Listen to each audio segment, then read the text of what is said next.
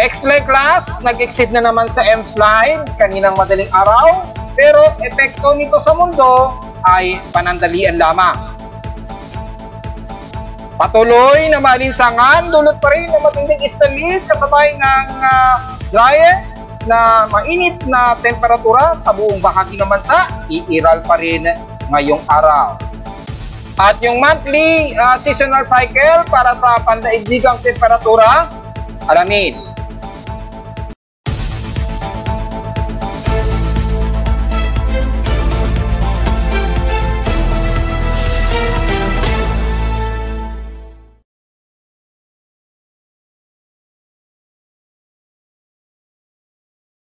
Hello, good morning mga folks. Welcome po muli sa ating daily weather bulletin at analysis para sa araw ng Biyernes, April 12, 2024. Ang oras natin, boys friend, may maga ay alas 10 na ng umaga.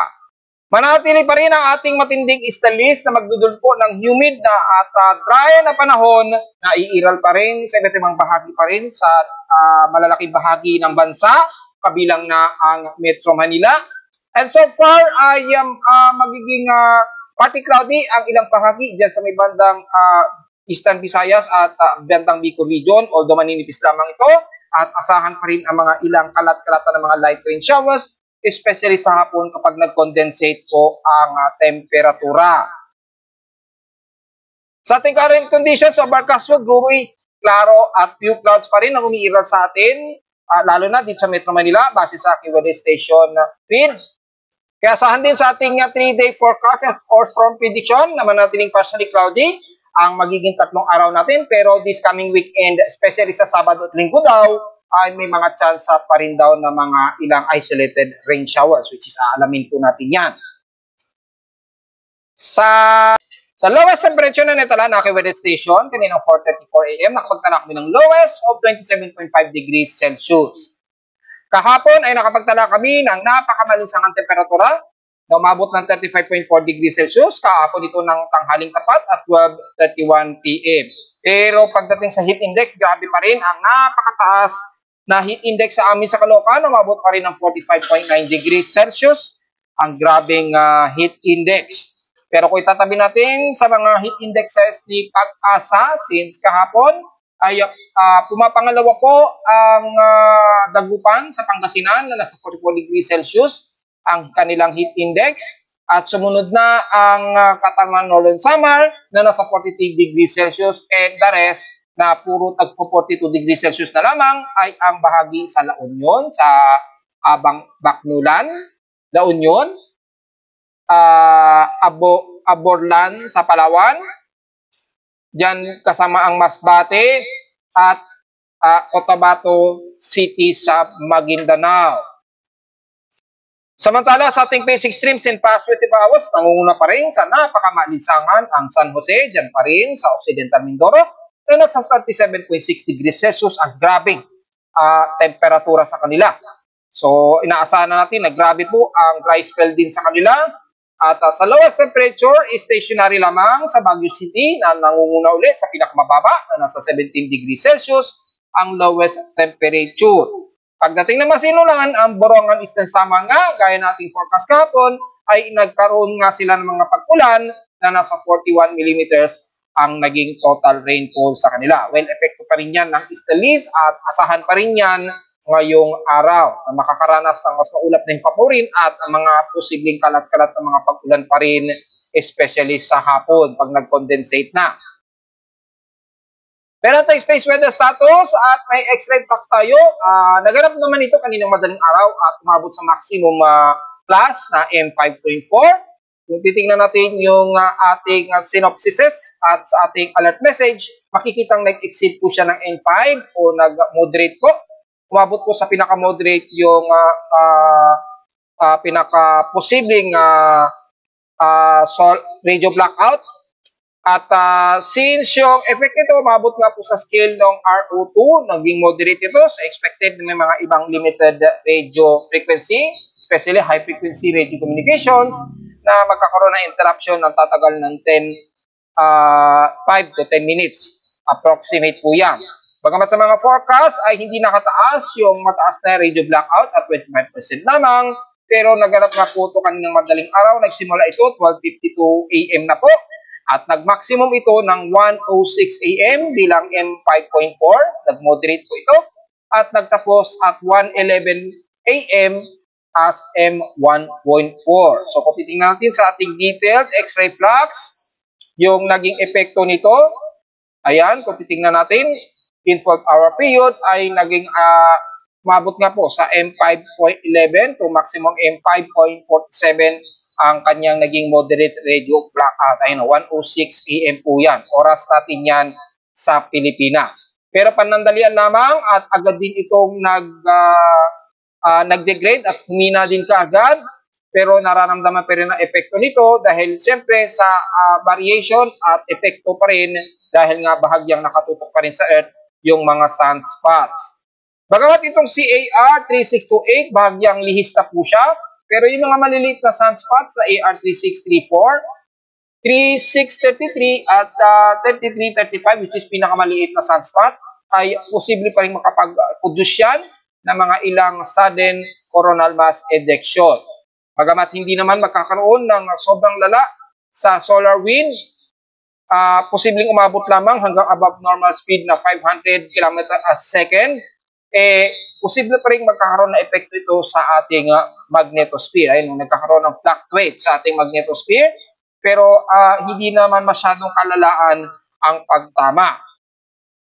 Pero dahil dyan, magkakaroon pa rin ng mga ionospheric o TEC range dyan sa Middle Pacific at maya-maya ay maapektuhan na naman ang Pilipinas.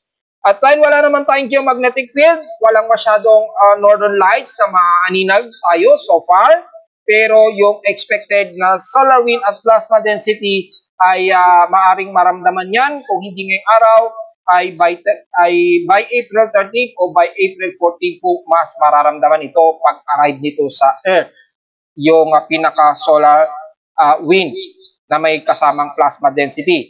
At yan nga po at posibleng umabot ng more than 300 o to 400 km a second yung solar wind velocity niya. So around April 13 o April 14 po yan. So tingnan na naman po natin, pero kasalukuyang nagkakaroon tayo ng D-region absorption, mga around 15 MHz po ito, at nararamdaman na natin sa Southeast Asia kasama ang Pilipinas. Kaya pag may nararamdaman kayo na para kayo nasa loob ng microwave, yan ay epekto na ng high degraded frequency. Sa mga iba nga po dito, pinaniniwalaan nila kapag kaganyan ay nagkakaroon daw ng mga malalakas na lindol, which is wala pa pong napapatunayan sa siyensya niyan for now. Wala pang proven na may kaugnayan yan sa paglilindol. Dahil araw-araw naman talaga, lagi tayong nililindol sa iba't ibang bahagi ng mundo. So walang significant na kaya pong i-predict ang paglindol. Samantala, mayroon na namang volcanic term alert status itong si Taal Volcano. So silipin muna natin. So far, yung kanyang moderate thermal anomaly nasa 24 megawatts. So medyo mataas-taas ito ng bahagya. At may magmatic intrusion na naman siya. So sa mga kabatang natin, medyo obserbahan po natin. Dahil naasahan na naman natin ng pagbubuga na naman niya ng mga SO2 emission. Pero kung titingnan natin sa live CCTV, malapit dyan sa lipa, at malapit sa paligid ni Taal, makikita na medyo hazy. So mukhang may patuloy na constant na pagre-release ito ng SO2 emission. Pero hindi naman sobrang malawakan ang ibinubuga. So, bantay na lamang po natin mga folks. At kung sisilipin naman natin yung pinakabagong synopsis kaya Taal Volcano. Yan, silipin natin. Yung pinaka-latest niya, hopefully updated si PBox dito ha. At so far, wala raw na namataang volcanic earthquakes. At kahapon, may update sila ha, ng SO2 emission na natiling mataas at 9,677 tons a day yung kanilang SO2 emission. Kahapon ito ha, April 11, 2024, yung latest update nila. Pero wala namang pagyayanig ang naitala sa paligid ni Taal. So medyo constant at obserbahan na lamang ninyo mga folks yung magiging status nito ni Taal Volcano. Yan, sa English version nila ay wala rin. So nanatiling constant alert level 1 pa rin. Pero wag natin alisin na pagmamanman kay Taal dahil mukhang patuloy na naman ang pagre-release niya ng malawakang SO2 emission. Samantala, sa ating outside humidity, nasa 56%. So, mukhang dryer na naman tayo. Asahan natin na drier na hot weather ang magiging temperatura natin. Pero makakaranas din tayo ng pagka-humid o alinsangan dahil nga po sa umiiral pa rin na eastern leaves. Sa ating atmospheric pressure, so far, nasa 1,012 hectopascals ito and steady ito since last hour. At mataas na po ang ating high tide at may 1 hours and 55 minutes pa po tayo to maximum high tide or 11:44 AM to be exact. Kano ba ang inaasang taas dito? Kung titingnan natin sa tide levels ng ating high tide and low tide status, mukhang mataas po at lalagpas ng 1 meters o 1.1 meters mamayang 11:44 AM. So sa mga maliligo, mga malilit nating kababayan, kung mga kabataan dyan ay magpasama po kayo sa inyong mga guardian dahil malalim-lalim po ang level sa karagatan sa pangpang ng Manila Bay. So, wag matigas ang ulo at magkaroon kayo ng koordinasyon sa inyong mga guardian dahil malalim-lalim po yan na mahigit sa 1 meters ang lalim. So, sa mga mangisda natin, ang mga lilit na bangkero dyan, ay pwede po kayong mangisda dahil malalim po ang level ng dagat sa pangpang ng Manila Bay. Sa ating almanak, sumikat ang haring araw kaninang 5:43 AM at inasang lulubog naman ito mamayang 6:09 PM. Ang ating waxing crescent na po, na 13% na po yung liwanag ng buwan o illuminated ay kasisikat lamang nito at elevation ng 29 degrees kaninang 8:26 AM. At inaasang lulubog naman ito mamayang gabi at 9:58 PM. So maganda pa rin magiging scenery niyan. Pero mas maganda kahapon dahil mas crescent yung shape niya. Pero ngayon ay maganda pa rin magiging scenery mamayang pagtakip silim ng araw at makikita yung maganda scenery ng waxing crescent ng moon mamaya. So lulubog po siya mamayang 9:53 PM pa po. At sa ating local weather outlook para ngayong Biyernes o nitong weekend hanggang bukas na po yan ng Sabado, magiging partly cloudy nga ang ating maghapon pero bukas daw may mga liit na tsansa ng isolated rain showers daw according sa ating DC weather forecast. Pero ngayon, partially cloudy daw po ang iiral sa ating maghapon pero manatili maglalaro sa 37 degrees Celsius ang magiging highest temperature expected natin hanggang bukas po yan ng Sabado. Ang lowest temperature expected ay nasa 25 to 27 degrees Celsius.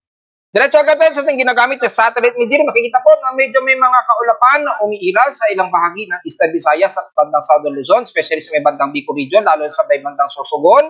At Catanduanes, dulot pa rin ng umiiral na easterlies sa buong silangan ng bansa, kaya makakaranas tayo ng maalinsangan pa rin na panahon. At despite na maganda at fair weather po tayo, ay magiging maalinsangan naman.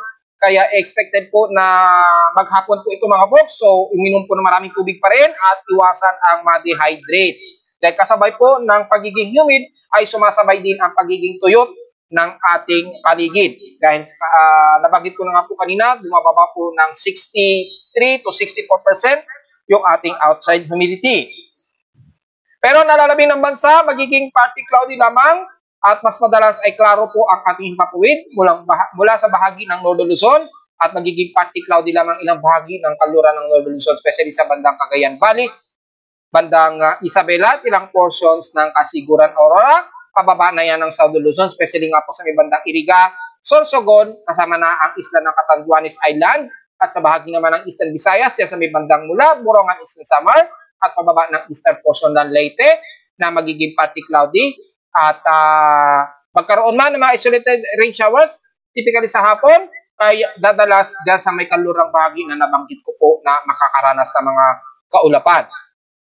Epekto yan ng condensation mamaya dahil sa easterlies. At sa bahagi naman din ng Mindanao, lalo na dyan sa may bandang Surigao del Norte, dyan sa may northeastern pa rin ng Mindanao area. So expected po yan mga folks ha. At magdala na lamang ng pananggalang sa tinding sikat ng araw at iwasan ang ma-dehydrate. At kung papasinin naman natin, ang kalurang bahagi naman sa patuloy pa rin kayo makakaranas ng dry spell at drought ha. At buong maghapon mula dyan sa may bandang Ilocos Norte, kasama na ang Pangasinan, buong Zambales, at kasama na ang Central Luzon, pababa, damay na po ang buong NCR, Calabarzon, at buong bahagi ng Mimaropa. Pero pagdating din sa may kalurang bahagi pa rin ng Visayas, magiging makakaranas pa rin kayo ng ilang partly cloudy ha. At magiging isolated pero mga light rain showers ang mas iiral sa area ninyo dyan. So, expected po may mga ilang pag-ulan na kalat-kalat po, pero mga light rain showers lamang ang magiging madalas, especially sa may bahagi ng Panay Island at ilang bahagi ng Bacolod at Negros region. Pero mangunguna pa rin ang mailinsangan at matinding tuyo na mainit na magiging panahon natin maghapon, so wag pa rin magbibilad sa tinding sikat ng araw despite na may mga forecast na mga ilang light rain showers. Dahil sa ating infrared heavy rain potential, wala tayong nakikitaan na anumang heavy rain na posibleng ulanin despite na magkakaroon ng mga scattered rain showers sa iba't ibang bahagi ng west portions hanggang east portions ng Visayas. Take note po yan at maaaring panandalian lamang ang magiging mga pag-ulan nito. Pagdating naman sa bahagi ng kanluran ng Mindanao, buong Zamboanga Peninsula, at dyan sa bahagi ng Sorsogon at Barm, maginatili ang tuyo at maalinsangan ang panahon ninyo dyan maghapon. Kaya wag po masyadong magbibilad din sa tinding sikat ng araw. Yung isolated na mga light rain showers din, malilit lang ang tsansa na naglalaro sa 3 to 15% lamang. So typically sa hapon lamang yun at hindi naman nagtatagal. At generally, kabay lang na ang bahagi ng Davao Region, magiging partly cloudy lang din. At klaro ang ating mga himpapawirin. At magiging partly cloudy lang din, especially sa bahagi ng Compostela Valley at ilang bahagi ng Davao Oriental at Davao del Sur at Agusan del Sur. So generally, magiging maklaro rin ang ating himpapuwi dyan, maaraw at maalinsangan din ang magiging panahon dulot ng ating estalis. So generally, sa buong bansa, patuloy ang magiging malinsangan natin dahil dulot ng estalis at kasabay ng pagbaba ng ating humidity na magdudulot po ng medyo drier na panahon, especially sa buong kanluran ng bansa, damay na ang Metro Manila. So, uni-ulit ko, mataas po ang prone na magiging heat stroke, lalo na sa mga syudad natin, especially sa Metro Manila. Ingat na lang po mga folks at iwasan natin mag-dehydrate at uminom ng maraming tubig o magbaon na lamang kayo ng mga sapat na inuming tubig dahil mabilis po ang dehydration dahil sa drier at hot weather systems natin. Sa latest ng ating El Nino La Nina monitoring, nagkaroon na ng updated sa ating mga synopsis at gaya nating na-forecast at analysis ng isang araw ay umabot nga po sa 60% mula sa pinaka-official ng NOAA, ayan, 60%, at nai-report po nga po, napapasok talaga yan, mga 61.20% ang pagpasok po ng La Nina by June, July hanggang August ngayong taon. So, tatagal pong muli ang ating neutrality, mula ngayong April hanggang May to June po yan. Mula nang papasok ito ng pagiging neutral niya by 85%, mula ngayong April to June 2024 tatagal yan hanggang June po na yung probability na pagpasok ng La Nina nito at 55.20% na. Then tipitik po sa 61.20% na by June hanggang August na po yan ngayong taon. So generally, mga July to August na, mararamdaman na natin ang pag-usbong ng La Nina at inaasahan nga po natin na magma-maximize ito by September hanggang November 2024 na nasa negative 0.31 degrees Celsius po o negative 1.31 degrees Celsius yung maximum La Nina natin o 76.20% ang naka-forecast sa kanya. At na-discuss na rin po natin na tatagal yan hanggang October to December ngayong taon at pagpasok ng susunod na taon ay unti-unti na itong hihina mula November hanggang January na nasa negative 0.79% na nasa 65.80% yung tsansa na paghina agad nito at huling inaasahan na paghina nito by February to April ng susunod na po ng taon. And then balik muli sa pagiging neutral nito by March, April and May ng susunod na taon. Yun yung naka-extend forecast. Pero titingnan natin dahil maaari pang magbago yan sa mga susunod na mga kada 3 buwan, 2 o hanggang 3 buwan mga folks. At maging sa mga latest ng paglabas ng ENSO probability ng CPC NOAA ay ganun din ang ipinapakita.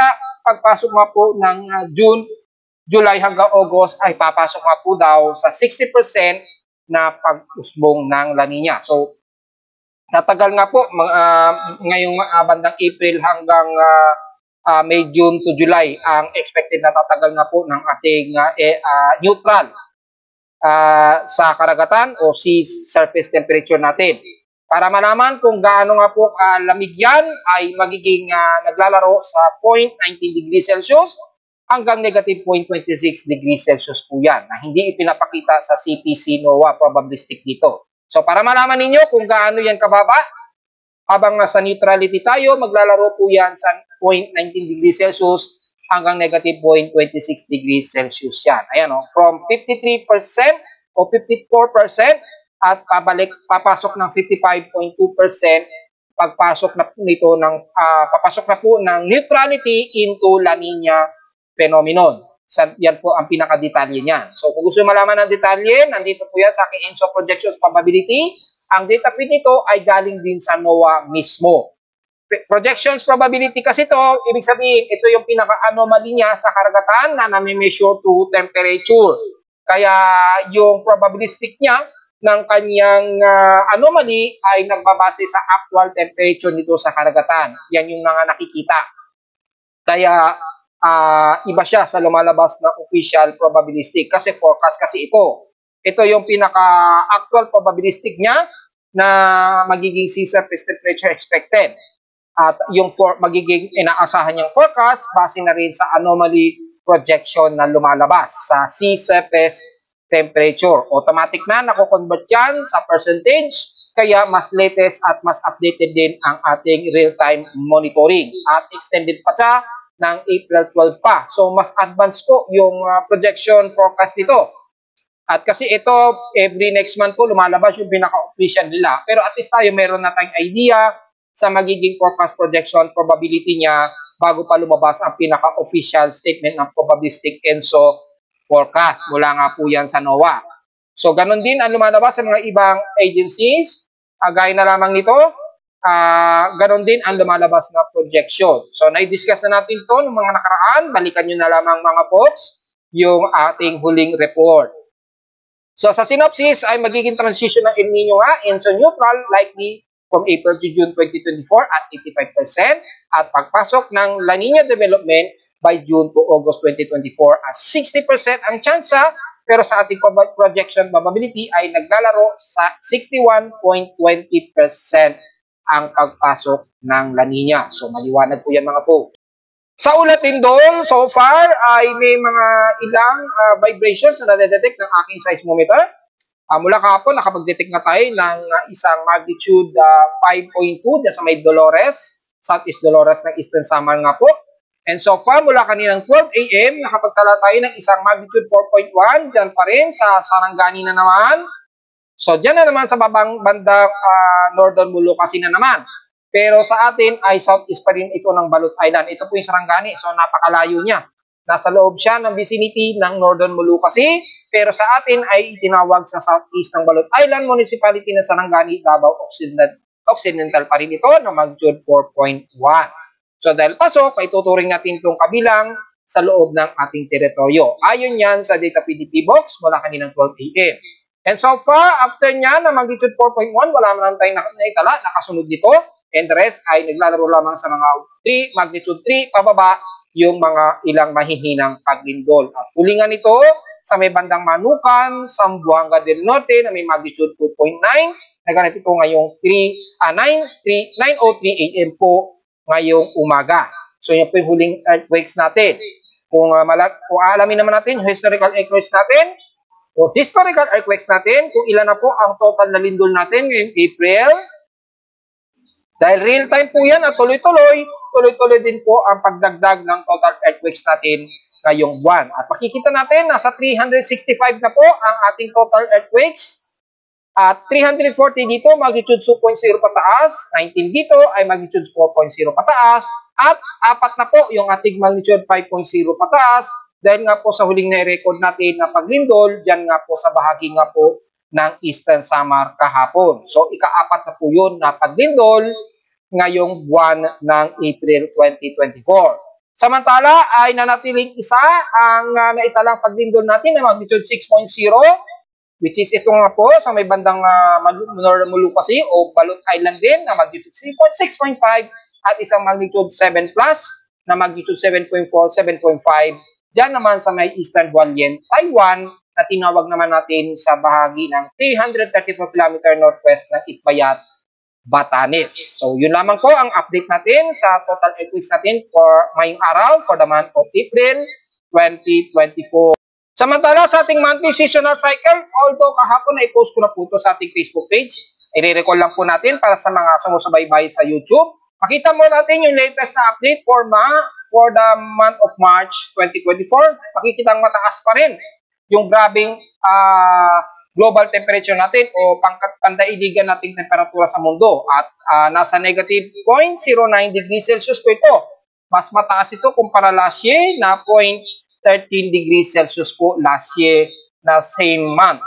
So, hindi pa rin maganda, hindi pa rin good news ito mga box. Patuloy pa rin na mataas o tumataas ang ating pangdaigdigang temperatura. At kapag tuloy-tuloy po yan, mararamdaman na yan ng mga North Pole and South Pole na unti-unting natutunaw na ang mga yelo Kapag pagtuloy-tuloy po ang natutunaw yan, hindi po yan maganda sa mundo dahil magbabago po ang magiging klima natin, lalo na dito sa bahagi ng equatorial, northern hemisphere at southern hemisphere.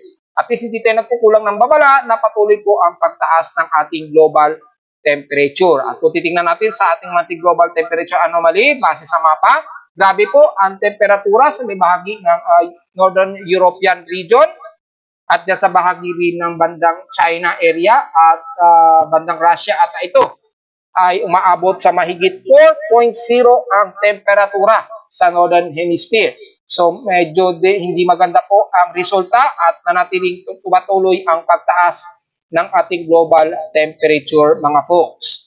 Kapag ganyan po ay posible po next year, kung sakaling tuloy-tuloy kung sa buong taon ay manatiling mataas pa rin o mas tumataas pa rin ang temperatura natin kumpara last year, ay malalaman na natin lalabas next year, maaaring pasok na tayo sa 1.5 degrees Celsius na itinala ng Paris Treaty na pinaka-bracket natin na huwag umabot ng 1.5 degrees Celsius ang ating annual global temperature. Kapag ganyan, posibleng mag-declare na po ang Paris Treaty natin ng climate crisis sa buong mundo mga folks. Kapag pumalo na sa 1.5 degrees Celsius yung ating annual global temperature. Kasi sa ngayon ay pinakamataas ay 1.45 degrees Celsius po ang huling record ng Berkeley na temperatura natin sa mundo. Ayan po, malinaw naman po yan. Kahit dito, maabot ng 1.45 degrees Celsius sa ating annual global land and sea mean temperature. Ano, 1.45 degrees. So kapag patuloy po na tumataas yung ating monthly seasonal cycle, asahan na natin sa susunod na taon, pasok na tayo sa 1.5 degrees Celsius na bracket mula sa Paris Treaty natin, which is global crisis na po at posibleng ideklara yan. At narito naman ating 3-day weather forecast para sa araw ng weekend, April 12, 2024.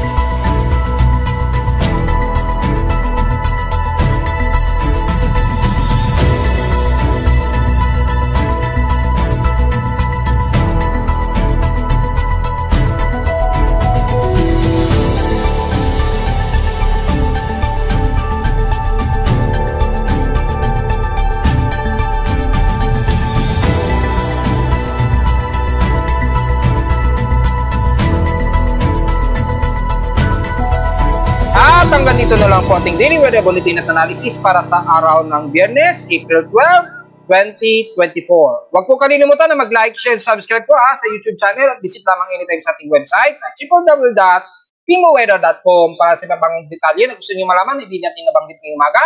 Pakibisitahin na lamang po ninyo at notification bell na lamang po, pasunin na lamang din po at pasunod na lang din po sa ating mga pinopost sa ating Facebook page. At visit lamang po kayo sa ating web page para sa gustong malaman ang real time ng ating weather condition gamit ang aking weather station sa Caloocan at sa weather feeds mula sa iba't ibang weather agencies. Maraming salamat po mga folks at happy weekend po sa ating lahat.